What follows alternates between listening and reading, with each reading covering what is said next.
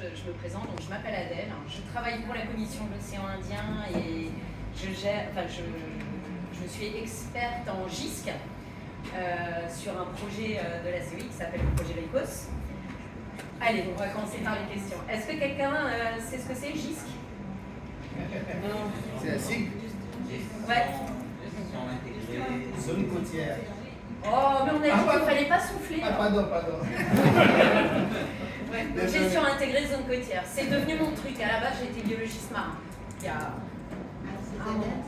Et ça fait donc 25 ans que je suis basée à Maurice, dans la région.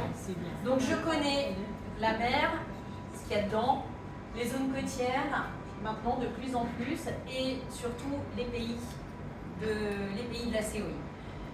Je ne suis pas une pro du changement climatique et j'ai jamais été journaliste. Donc en fait, pour bien comprendre ce que je peux apporter là pendant une demi-heure, trois quarts d'heure, je voudrais commencer par vous poser des questions. Je voudrais savoir pourquoi, avoir un peu vos témoignages, quels sont les messages que vous, là, les journalistes, en fait, à votre niveau, vous avez envie de faire passer sur le changement climatique. Je voudrais comprendre, en fait, pourquoi on fait cette formation et savoir exactement, si vous voulez bien faire ce témoignage, je voudrais comprendre, vous, ce que vous avez en tête, si vous avez envie de parler du changement climatique et à qui vous vous adresseriez et quel message faire passer à votre niveau, dans votre pays, enfin voilà, précisément. Si vous avez déjà ça en tête ou si au contraire, vous ne savez pas vraiment justement. Et justement, c'est peut-être ça le sujet. C'est quel message faire passer. Enfin, allez, cette table.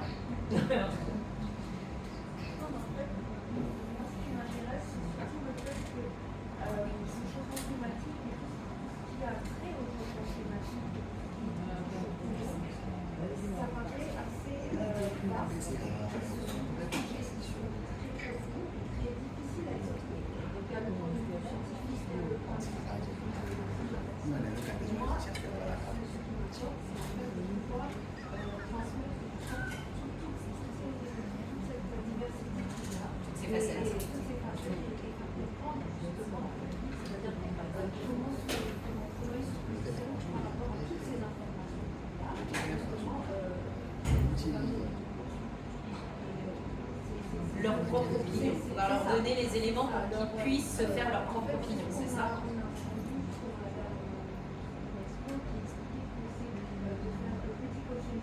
C'est-à-dire que c'est pas de moi réfléchir et de monde, mais en fait, c'est donner tous les éléments pour que le public puisse se faire. C'est clair. Ok, donc là on va parler de la complexité du changement climatique, de ce terme en tout cas, changement climatique. Merci. Alors quelqu'un d'autre? Allez, moi, exactement, moi je voulais savoir, à Moélie, c'est quoi le message à faire passer à Moélie? Aux Moéliens, aux Comoriens ou de façon générale? Alors je dirais aux Moéliens, là où je suis, et avec tout ce qui se passe, là surtout moi avec toutes les formations que je fais ici, ce que j'ai surtout en tête et mon objectif, c'est déjà de comprendre ce qui se passe et de quoi est-ce que la population a vraiment besoin.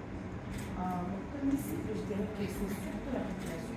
Parce que les acteurs, que ce soit économique ou pas, le gouvernement, eux, ils savent déjà, ou bien ils sont au courant de ce qui se passe avec l'environnement. Ils participent à des conférences.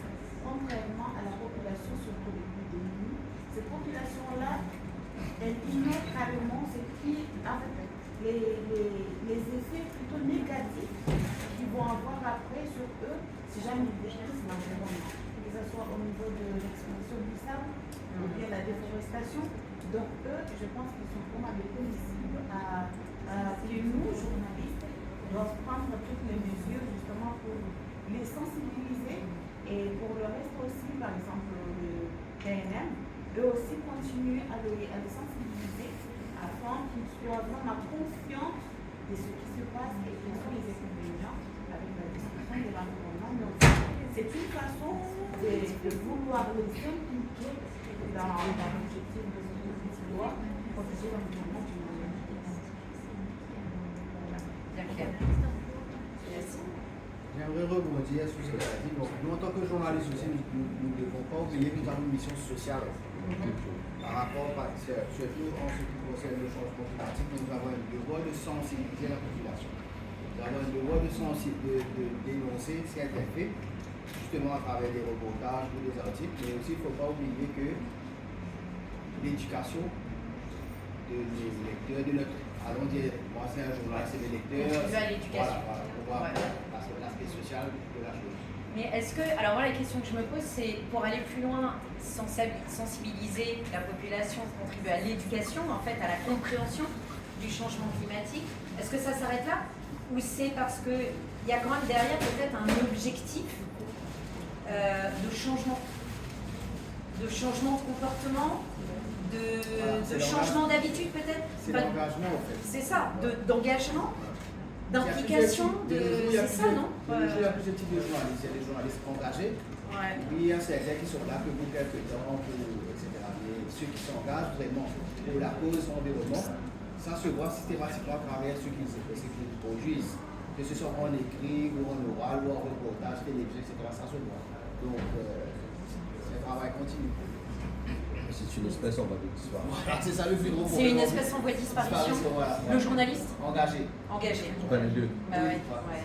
Bon, mais c'est vous tous là. Ouais. On a de la chance. Et puis, Le dernier des Mohicans. Oui. Oui, et enfin, les Seychelles sont qualifiées comme les champions de l'environnement et Ouais. dans le monde, c'est pas. Alors, ce qu'on fait donc en tant que journaliste aux Seychelles, on parle beaucoup des projets.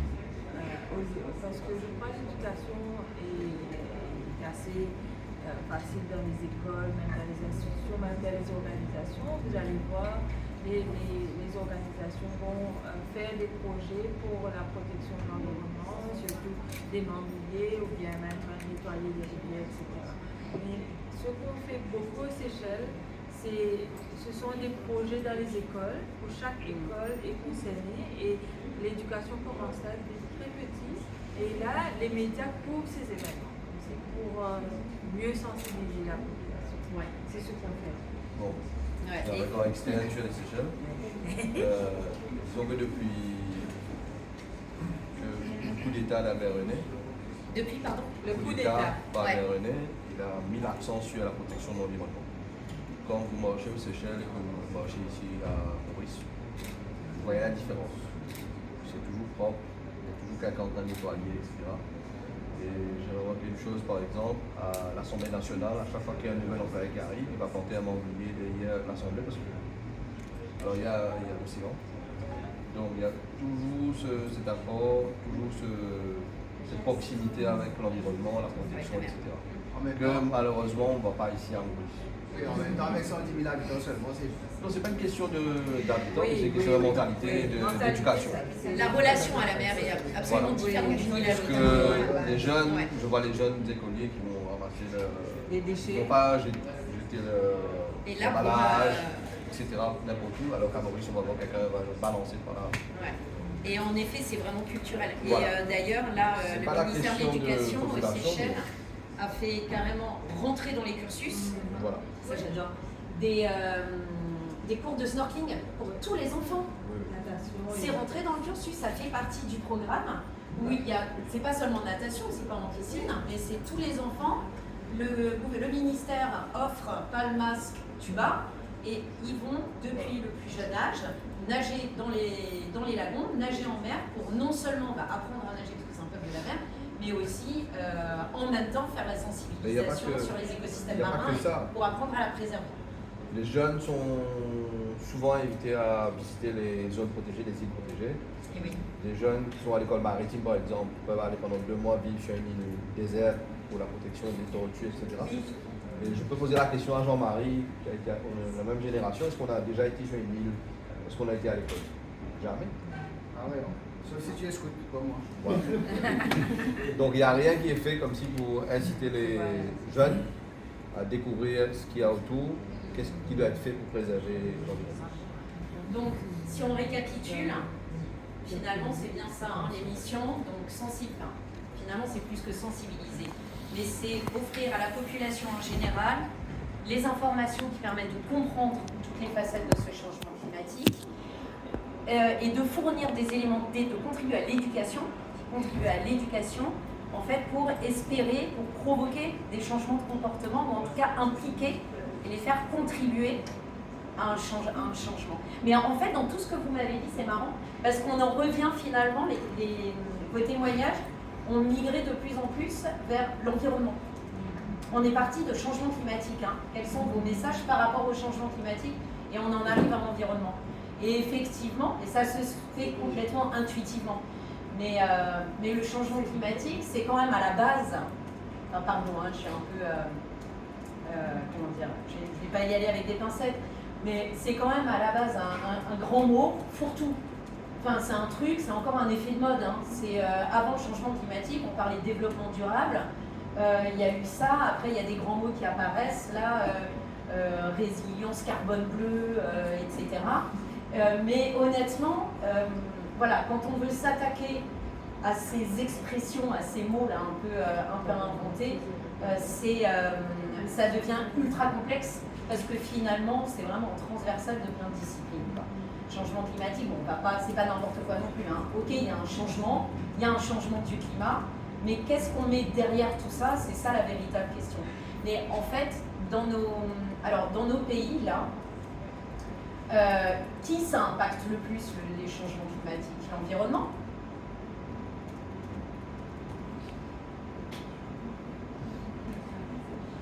Au final, qui est le plus impacté par le changement climatique? Les populations. C'est les populations.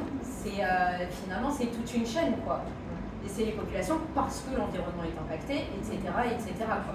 Donc en fait, c'est vraiment ça qu'on regarde. Et pourquoi? Alors moi je suis censée vous parler des zones côtières, hein, changement climatique et zones côtières. Bon, mais je pense que vous le savez déjà intuitivement. Le changement climatique et d'autant les impacts du changement climatique sont, comment dire, plus importants sur les zones côtières, beaucoup plus que partout ailleurs. Pourquoi en fait? Mais d'abord, avant de demander pourquoi, c'est quoi une zone côtière? Qu'est-ce qu'on appelle la zone côtière? Allez, en quelques mots là, un mot, c'est quoi une zone côtière? La terre rencontre la mer.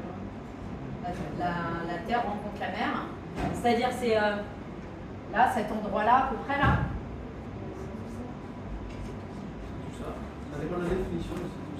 Ah, non, sans donner de définition, parce que c'est super compliqué. Non, parce que pourquoi on te dit, genre, si tu as un périmètre de 100 km de la côte, tu es considéré comme étant...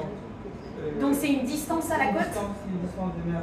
Non, je parlais de la définition parce que parfois il te dit si tu es à 100 km de la côte, tu es considéré comme étant dans cette zone. Dans la zone côtière. Donc ça dépend de comment tu le définis. Alors effectivement, bon, c'est peut-être juste ces quelques notions-là là, que je vais vous asséner, et puis après on repartira sur des débats.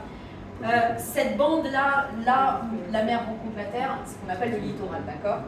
Ce qu'on appelle une zone côtière, en fait, il va y avoir autant de définitions que de pays. Mais il y a quand même un principe de base sur lequel tout le monde s'accorde, c'est que la zone côtière est en fait inclut toute la bande terrestre qui peut impacter la mer. C'est-à-dire concrètement ce qu'on appelle le bassin versant. C'est un concept qui est issu du monde en fait scientifique et notamment de la gestion de l'eau. À partir du moment, c'est à partir de la crête, c'est-à-dire l'endroit où si on lâche une goutte d'eau, on peut la retrouver dans la mer. Okay, donc c'est ce qu'on appelle le bassin versant. Donc c'est toute la bande terrestre qui peut impacter la mer et la bande marine qui peut aller jusqu'aux limites des zones des ZEE des pays. Donc voilà ce que c'est que la zone côtière. Et en fait, à partir de là, c'est pour ça que je vous disais, on ne va pas faire tous les textes, etc. Mais si on regarde en coupe, voilà, c'est à partir du moment où on a un relief. Vous avez déjà entendu l'expression de la crête au récif, hein, from reach to reef. C'est les grands principes. En fait, c'est vraiment les principes de la gestion intégrée de la zone côtière. C'est-à-dire que s'il y a un problème dans la mer ici, c'est pas seulement à cet endroit-là qu'il faut le résoudre. Et c'est ça, en fait, et le changement climatique, c'est ça. Il faut avoir une approche holistique. D'accord? C'est ça la gestion intégrée. S'il y a un problème dans la mer ici, souvent, il faut regarder ce qui se passe là. C'est Ratch tout à l'heure qui racontait, il est allé nager dans le lagon de Pointe-Desny le week-end dernier, je sais pas quoi, et il dit le lagon était marron. Pourquoi? C'est tout simplement parce qu'il y a un problème sur le bassin versant. Il y a de l'érosion, des arbres ont été coupés, ou il y a du bétonnage ou je sais pas quoi, il a plu, et la pluie a drainé tous les sédiments jusqu'au lagon qui ont étouffé les coraux. Et en fait, c'est à partir du moment où on comprend en fait ces principes, ces approches holistiques et systémiques et toutes les interactions qu'il peut y avoir d'un écosystème à un autre sur cette zone côtière, que l'on peut commencer à avoir une réflexion sur une gestion qui ne va pas que faire du saupoudrage. Et c'est ça le gros problème, hein. C'est souvent, on dit, il y a un problème ici, elle règle là, il y en a un là, on va planter un arbre et ça ira mieux. Et en fait, c'est souvent ce qui se passe face aux problématiques du changement climatique. Et là, je vais trop vite parce que j'arrive directement là où je voulais en venir, mais je voulais d'abord qu'on réfléchisse un petit peu. En fait, pour faire rapide, parce qu'on en a parlé toute la matinée, bon, les aléas, vous avez compris ce que c'est. On en a parlé ce matin, les aléas, donc les événements climatiques, etc. Les enjeux, on sait ce que c'est. Alors, voilà pourquoi les impacts du changement climatique sont autant plus forts sur la zone côtière, puisque c'est sur la zone côtière, en tout cas dans nos pays, que se concentrent les enjeux. D'accord? Allez, citez-moi des enjeux là. Comment la zone côtière est utilisée? Allez, ça doit fuser, on en a parlé.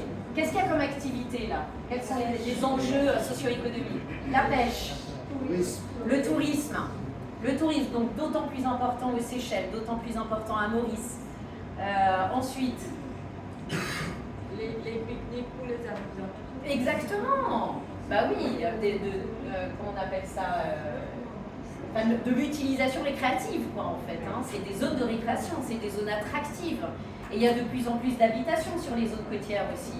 Il y a de l'urbanisation, il y a des villes qui se développent majoritairement sur les zones côtières, à part à Maurice. Mais voilà, c'est vraiment les zones qui attirent le plus, sur lesquelles se concentrent les enjeux socio-économiques. Donc quand on parle de changement climatique, il faut comprendre qu'en fait, c'est vraiment sur les zones côtières que se concentrent les risques, et avec eux, bon allez, ça fait peur une fois, mais une fois qu'on en a parlé, on n'en parle plus, on passe à autre chose. En fait, c'est là que la vulnérabilité en fait, des zones côtières est à son maximum par rapport au changement climatique. Parce que les aléas peuvent être les mêmes, que ce soit en bord de mer ou à l'intérieur d'un pays. Mais par contre, dans nos pays, en tout cas, les pays de l'océan Indien occidental, où en fait qui sont quasiment, on peut considérer quasiment comme des zones côtières, puisque ce sont des îles. Donc par exemple, Rodrigue, tout Rodrigue est une zone côtière, on peut dire. D'accord? Vu la taille de Rodrigue. Maurice, les districts côtiers, c'est les 3/4 de l'île finalement. Bon, Madagascar un petit peu différent quand même, mais les Seychelles, c'est que de la zone côtière. Donc en fait, c'est sur ces zones-là que les enjeux sont les plus importants. Donc la vulnérabilité est la plus importante. La vulnérabilité, finalement, des populations, des écosystèmes. Mais cette vulnérabilité, alors c'est là que j'ai envie d'apporter un nouvel angle là maintenant à cette présentation. Moi maintenant j'ai envie de parler de solutions et de résilience. C'est le côté femme aussi. Cette vulnérabilité, en fait, elle peut évoluer. Donc le changement climatique, malheureusement, j'ai envie de dire, on ne va pas le changer. Si on essaye de réduire les gaz à effet de serre pour freiner l'accélération, en tout cas, des changements, mais ce n'est pas à notre niveau, là, individuel, qu'on va pouvoir y faire quelque chose. Maintenant, bon, c'est bien de le comprendre, mais il faut aussi s'adapter et prendre les mesures, en fait, pour s'adapter et limiter les dégâts. D'accord ? Donc, en fait, cette vulnérabilité, on peut la réduire avec, par exemple, la gestion. D'accord ? Des outils de gestion, des nouvelles approches de gestion. Notamment, et c'est là où je vais en venir, la gestion intégrée des zones côtières. C'est-à-dire qu'on n'aborde pas un problème seulement par une entrée, une thématique, un sujet. C'est en ayant une vision beaucoup plus élargie, en décloisonnant les représentations. Voilà, un peu le discours. On ne va pas revenir sur les impacts du changement climatique sur les zones côtières. vous les connaissez tous, hein, entre effectivement l'élévation du niveau de la mer, les épisodes de pluie torrentielle. Donc il y a de plus en plus en fait dans nos régions des risques de submersion, des inondations, l'intensification des cyclones tropicaux. Bon, on a eu des beaux exemples encore là en février, hein, et des dégâts que ça fait. Et évidemment, plus les enjeux sont importants sur les sites impactés par les cyclones, plus les dégâts sont importants. Si un cyclone passe sur une zone qui n'est pas habitée, on va dire qu'il n'y a pas de dégâts. D'accord? Mais quand on a une concentration d'habitations qui en plus ne sont pas adaptées, c'est là où les pertes humaines et économiques sont effrayantes. Tiens, les océans, j'ai envie d'y revenir un petit peu. Donc on parlait effectivement, et ça c'est déjà mesuré depuis plus de 30 ans, hein, l'acidification, le réchauffement et l'acidification des océans. Dans notre région en tout cas, c'est vraiment, mais c'est criant, quoi. Il y a énormément de données, d'informations, de données scientifiques qui rapportent tout ça, et c'est quand même, ça c'est un énorme problème parce que ça ne sera jamais réversible. Les impacts qui sont déjà observés, on ne pourra pas revenir en arrière. La perte des récifs coralliens est une catastrophe dans toute la zone, dans toute la bande intertropicale. Donc juste pour rappel, les coraux, on ne les trouve pas ailleurs hein, que dans la bande intertropicale. Donc c'est quand même, on peut dire que c'est un animal en pleine disparition. Donc en fait, l'acidification de l'océan associée au réchauffement des eaux, ça commence d'ailleurs par le réchauffement des eaux qui provoque un stress énorme sur les récifs coralliens qui sont en fait des espèces très sensibles, très fragiles, et sous l'effet du stress, qui rejettent leurs petites micro-algues avec laquelle ils vivent en synergie, qui fait la photosynthèse en fait pour les coraux, qui permet de vivre, en fait, de rentrer dans le métabolisme et qui en plus produit de l'oxygène. Et du coup, on dit donc dans ces cas-là, ils finissent par blanchir, c'est le blanchissement, bleaching en anglais, le blanchissement corallien. Si l'eau reste chaude pendant une période de temps pas trop longue, quand elle commence à refroidir, les coraux peuvent récupérer leurs zooxanthelles, leurs petites algues là. Donc ils peuvent récupérer, donc ça va, il y a quand même une forme de résilience. Mais si l'eau reste trop chaude trop longtemps, c'est mort, c'est dead. Et ils seront progressivement recouverts par des algues. Et une fois que les algues sont installées, il n'y a aucun retour en arrière.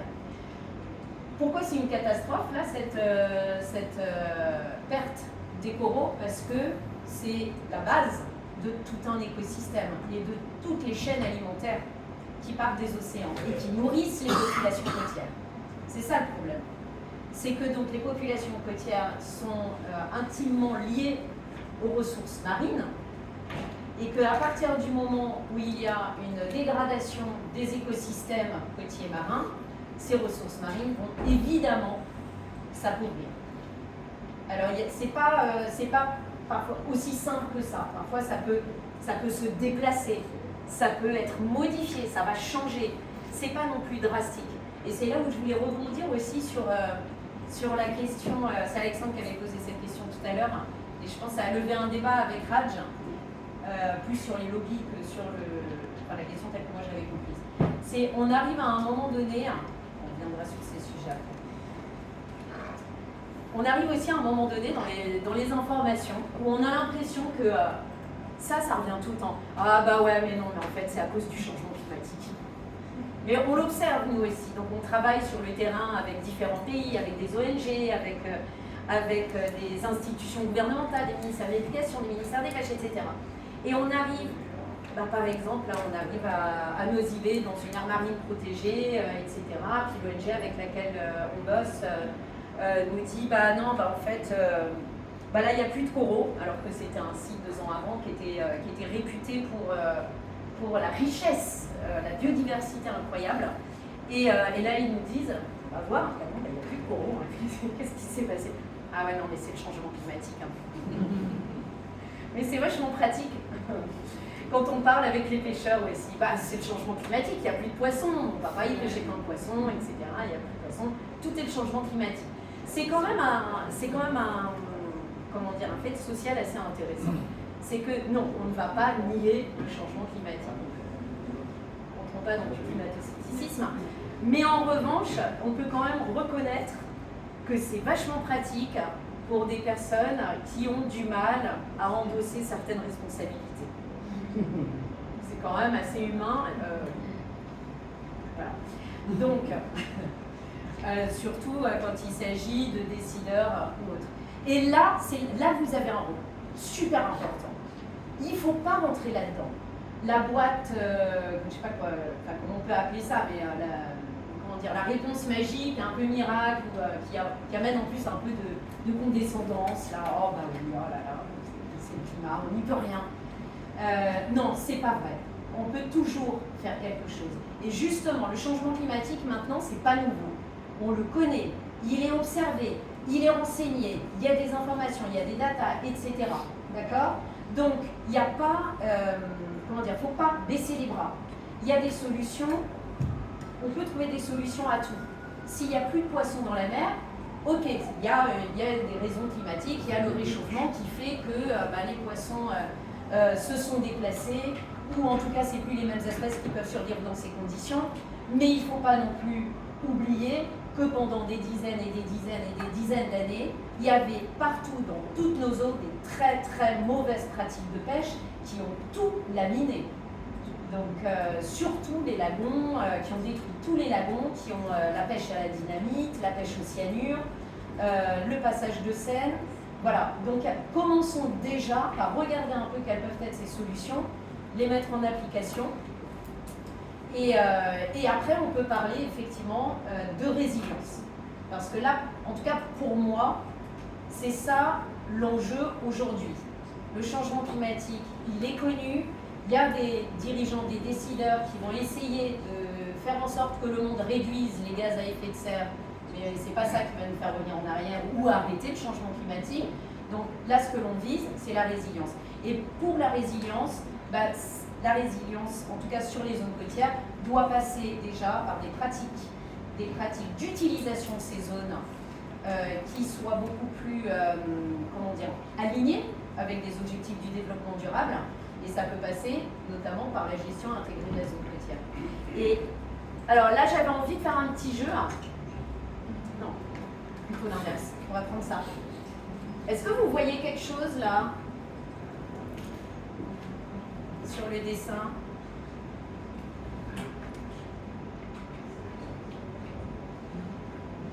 Bon, allez, rapprochez-vous. Non, mais allez, venez, vous allez rien voir.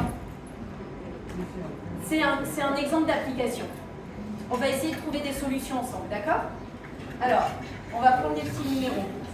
Déjà, allez, dites-moi un petit peu les problèmes que vous observez ici. Qu'est-ce qu'on a comme problème? Oui, si on prend... Alors, ça vous rappelle quelque chose? À Madagascar, hein, c'est une pratique agricole, les tables. D'accord? Voilà, c'est les tables sur les bassins versants où en fait, si quelqu'un peut expliquer d'ailleurs ce que ça fait, les tables. Ce que c'est, si tout le monde ne connaît pas.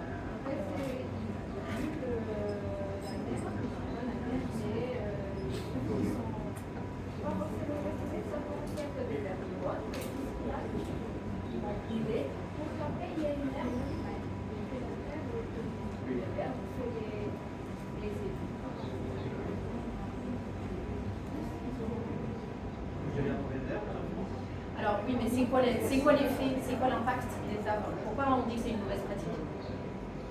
Parce que, en fait, finalement, parce qu'on a partout, ça brûle tout, et notamment en haut des collines.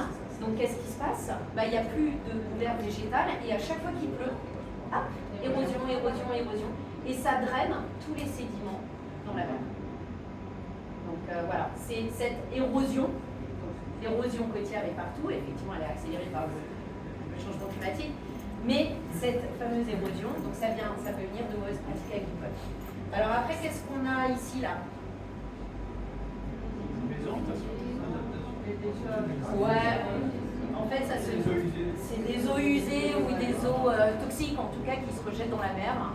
Et en fait, même si ça se retrouve à 10 km de la mer, c'est ce que je voulais dire tout à l'heure, ça se retrouve dedans. Tiens, un petit plaidoyer en passant, j'ai envie de faire. Alors, à Maurice, donc vous avez compris la définition de la zone côtière, le ministère de l'Environnement mauricien a donné comme définition de la zone côtière, donc c'était une zone qui rentrait jusqu'à 1 km dans les terres. Donc ça ne prend pas en considération cette approche justement qui intègre les bassins versants. La zone côtière à Maurice, donc dans les cadres réglementaires, juridiques, s'arrête à 1 km dans la terre. Donc, ce qui crée un véritable problème. D'ailleurs, on avait la semaine dernière une conférence intéressante où le ministère de l'Environnement montrait qu'il y avait 16 institutions gouvernementales qui étaient en charge, par exemple, de la plage et des lagunes à Maurice. En fait, tous les ministères s'y mettent. Donc c'est ça qui crée aussi un peu des problèmes de, de gestion et qui commencent par des cadres réglementaires qui ne sont pas du tout alignés d'un ministère à l'autre. Donc c'est une gestion complètement désordonnée en fait et qui ne peut pas conduire à des solutions harmonisées. Donc ils ne travaillent pas ensemble. Et c'est ça l'intérêt de la gestion intégrée des zones côtières qui met en place des comités en fait interministériels qui permettent de décloisonner ça. Alors maintenant, je fais plein de digressions. Donc en 3, voilà, donc là on voit des développements touristiques, hôteliers, qu'il y a énormément sur toutes nos côtes et qui peuvent aussi avoir des impacts directs en augmentant les pressions dans les lagons et sur les plages, notamment le piétinement qui accélère l'érosion côtière et qui casse les coraux, etc., qui dérange la vie marine. 4, qu'est-ce qu'on voit là? L'érosion. L'érosion. Oui, ça illustre l'érosion. Et l'érosion, qu'est-ce qu'on a fait comme bêtise là qui accélère l'érosion? Le sable des plages. Alors, aux Comores, il y a madame là, des Comores, on a parlé là de Moélie, l'extraction de sable, d'accord? Donc ça c'est particulier aux Comores.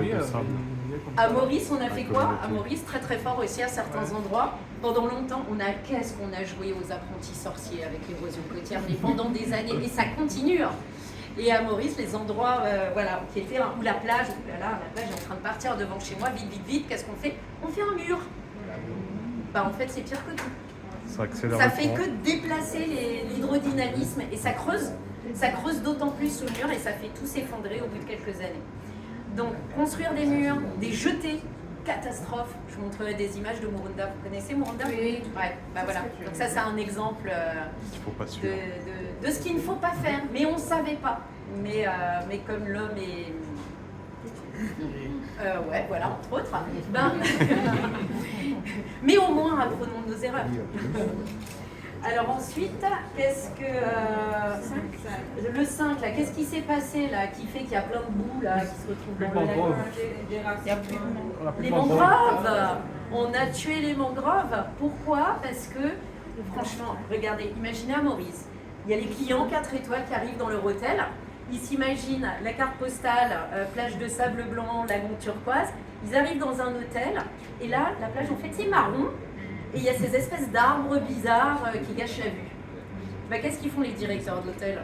Oui, évidemment, et ils mettent du faux sable. Donc, mais qu'est-ce qui se passe si on enlève les mangroves? Moins de poissons. Tout ça à la fois, vous avez tous raison.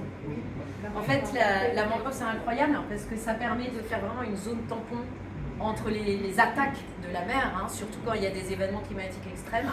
Donc ça protège vraiment la côte de l'érosion, ça marche très bien. Mais c'est surtout que ça crée vraiment un espace, un habitat pour plein d'espèces, et notamment qui viennent se reproduire. Donc dans les mangroves, on trouve plein de larves, de poissons, de crustacés, et puis il y a les crabes aussi qui permettent de s'alimenter. Donc et ça filtre l'eau. Dans les zones où il y a une mangrove en bonne santé, on voit clairement la différence, l'eau est claire, elle est translucide. Alors qu'il y a des zones marécageuses, là où il n'y a pas de mangrove et il n'y a rien pour filtrer.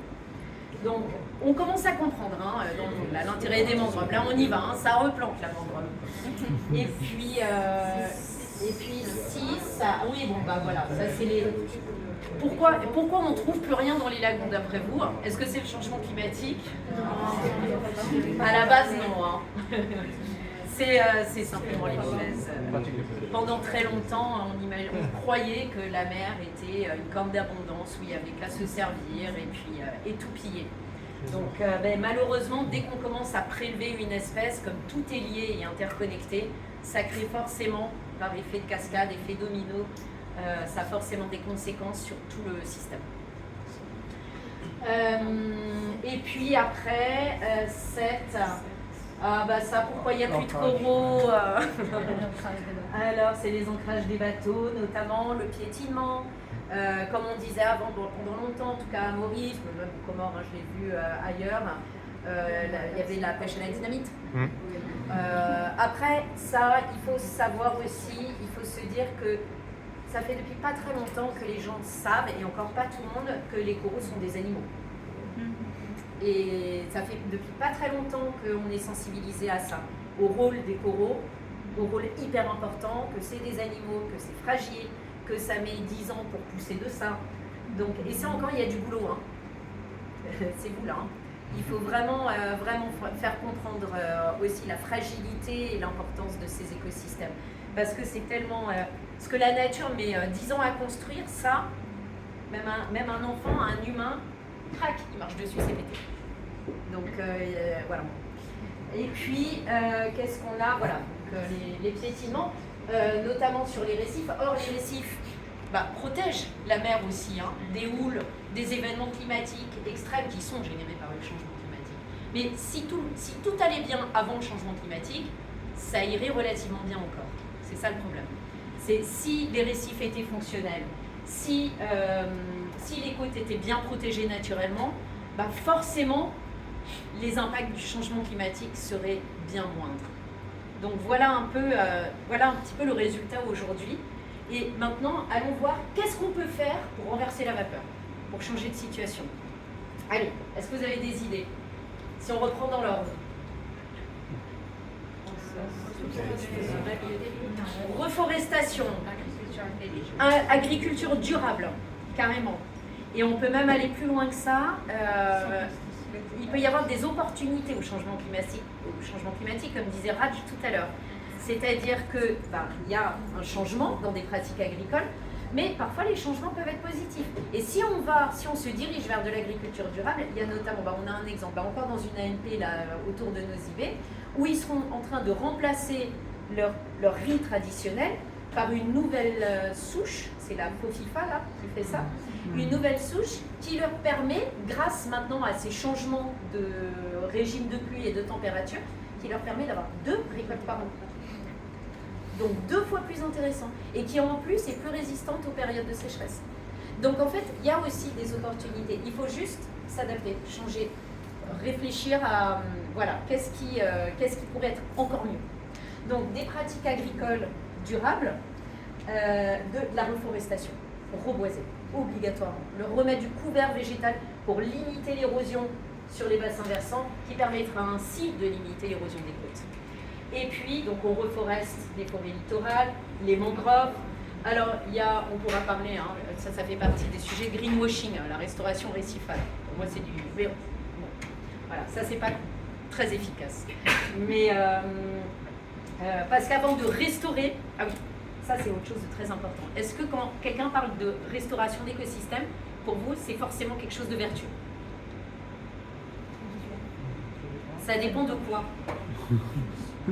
L'efficacité ou non, évidemment. Ouais. Mais si on vous dit, les mangroves, ça marche, il n'y a qu'à prendre le propagule, on fait ça, clac, et puis ça va marcher. Mais est-ce que c'est forcément vertueux? On mesurer l'impact si on ne mesure pas, je sais pas. Ah ouais. Non mais alors ça, je vous en supplie, soyez des bons journalistes sur ces sujets-là. Avant de restaurer, il faut d'abord remettre les conditions environnementales dans les bonnes conditions. Il faut rétablir les conditions. En fait, la nature fait bien mieux que nous la restauration. C'est-à-dire que si, dans une zone, disons, où il y a un récif dégradé, il y a des gens qui vont arriver, les ONG, qui vont dire plein de bonnes intentions. On va faire de la restauration. Waouh, c'est génial ce qu'il fait, il est vachement impliqué. C'est génial, mais ça ne va servir à rien si rien n'a changé. Si les coraux sont dégradés, c'est parce que les conditions n'étaient pas bonnes. est-ce qu'on a changé ces conditions pour permettre à ces coraux de reprendre déjà naturellement? Si c'est dégradé, ça ne sert à rien de faire la restauration, ça va être pareil. Donc en fait, c'est encore cette approche complètement holistique, multifacette dont vous parliez, je sais, du changement climatique. On ne peut pas attraper un problème juste par un petit bout et le considérer là sous une lunette comme ça. Parce que la solution, ça sera ça la vision, qu'on aura de la solution. Quelqu'un arrive en disant je vais faire la restauration de récifs ou je vais faire la restauration de mangroves, on va faire bravo. Non, il faut poser des questions. Qu'est-ce que vous avez fait d'abord pour changer les conditions pour que ce soit efficace et durable? Avec qui vous allez faire ça? À qui ça va bénéficier? C'est toutes ces questions-là. Et c'est vrai que la restauration, c'est encore un effet de mode. Hein. Et quand on parle de... Oui, il y a du lobby sur le changement climatique. Et puis vous avez dû entendre parler du carbone bleu aussi, qui semble maintenant pour tout le monde être la corne d'abondance. Hein, c'est pour ça qu'ils veulent tous restaurer des mangroves, des herbiers et des récifs, parce que derrière, il va y avoir des crédits carbone. Bon, ça marche pas. Ça marche pas. Bon, voilà. Et puis... bon, allez, vous pouvez voir ça. On a déjà couvert pas mal de sujets.